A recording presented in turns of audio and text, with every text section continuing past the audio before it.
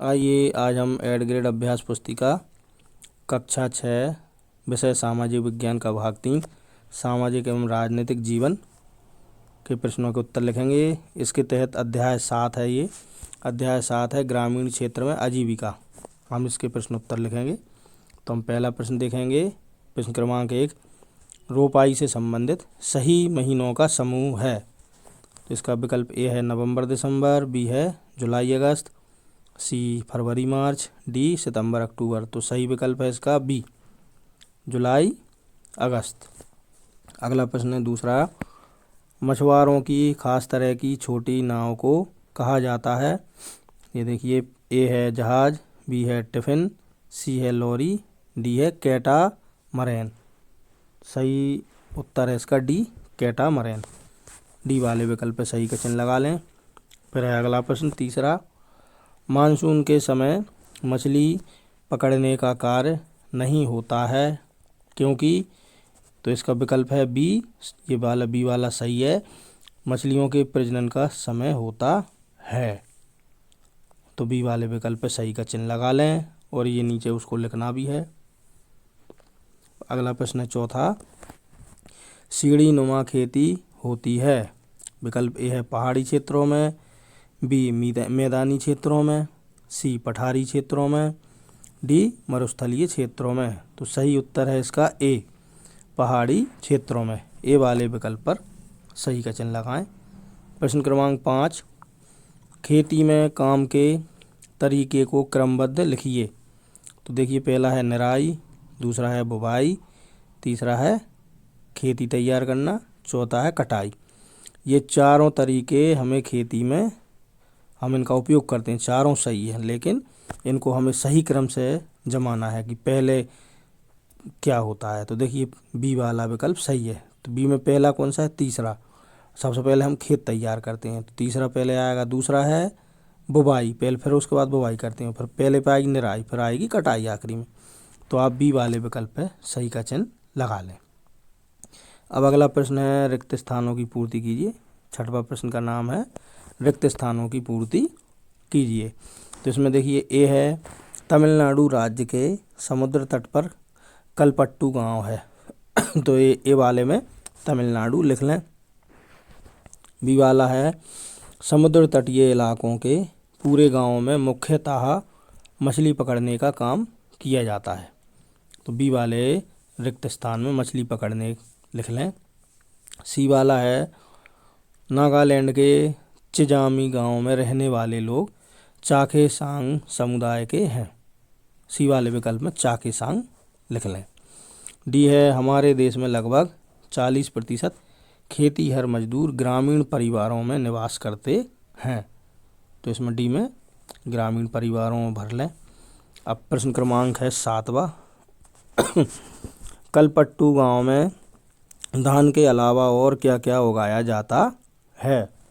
उत्तर है कलपट्टू गांव में धान के अलावा आम, नारियल, कपास, गन्ना आदि उगाया जाता है।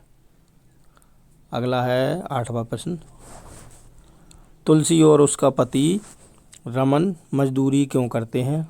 उत्तर, तुलसी और उसका पति रमन मजदूरी इसलिए करते हैं क्योंकि उनके पास जमीन नहीं है।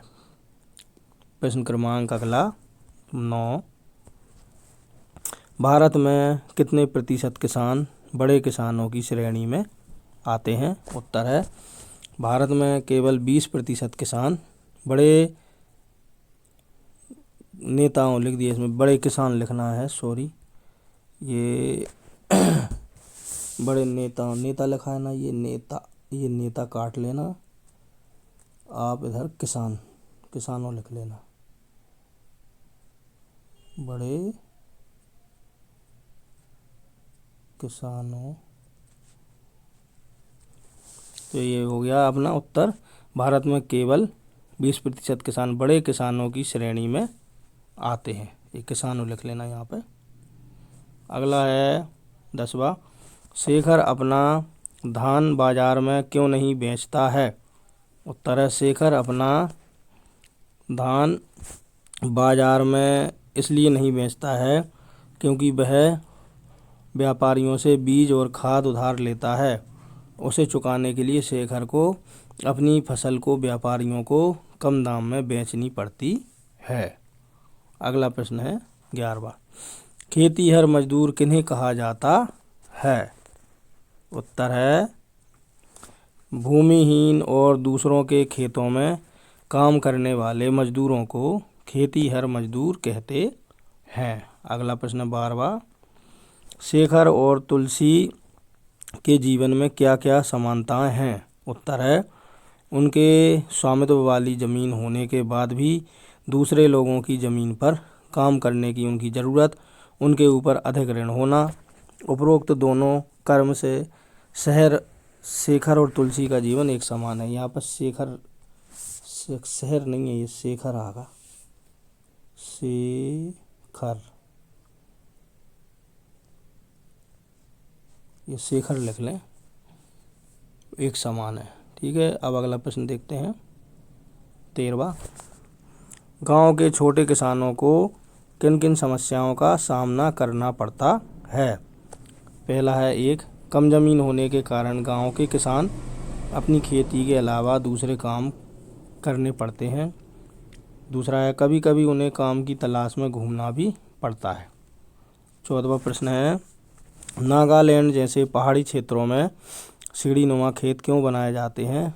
उत्तर है नागालैंड की पहाड़ों की ढलान पर सीढ़ीनुमा खेत तैयार किए जाते हैं। इससे यहाँ खेती करना आसान हो जाता है। बारिश होने पर पानी इन सीढ़ीनुमा खेतों में जमा हो जाता है, जिसके बाद खेती करना और भी आसान हो जाता है। प्रश्न क्रमांक 15।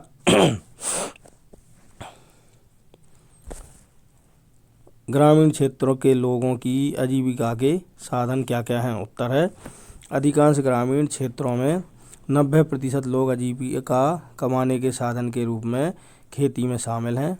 छोटे पैमाने पर खेती, मछली पकड़ना, पशुधन पालना और गैर कृषि गतिविधियां कुछ सामान्य आजीविकाएं हैं जिन पर यह आबादी जीवित रहती है। अगला प्रश्न है 16वां। खेती के लिए कर्ज लेने के क्या क्या जोखिम हैं? उत्तर है खेती के लिए कर्ज लेने के निम्नलिखित जोखिम हो सकते हैं। नंबर 1, फसल खराब होने से किसान कर्ज नहीं चुका पाएगा। दूसरा, मौसम में बदलाव से फसल का मौसम खराब हो सकता है। तीसरा, बाजार की कीमतों में उतार चढ़ाव से किसानों को नुकसान हो सकता है। चौथा, जलवायु संबंधी झटकों से किसानों को नुकसान हो सकता है। 5वां, पशुधन रोग से किसानों को नुकसान हो सकता है। 6वां है अतिरिक्त लागतें, ऋण लेने से जुड़ी अतिरिक्त लागतें जैसे अवसर लागत, परिवहन लागत, रिश्वत, फीस वगैरह का सामना करना पड़ता है। इसी के साथ हमारा ये अध्याय 7 यहाँ पर समाप्त होता है।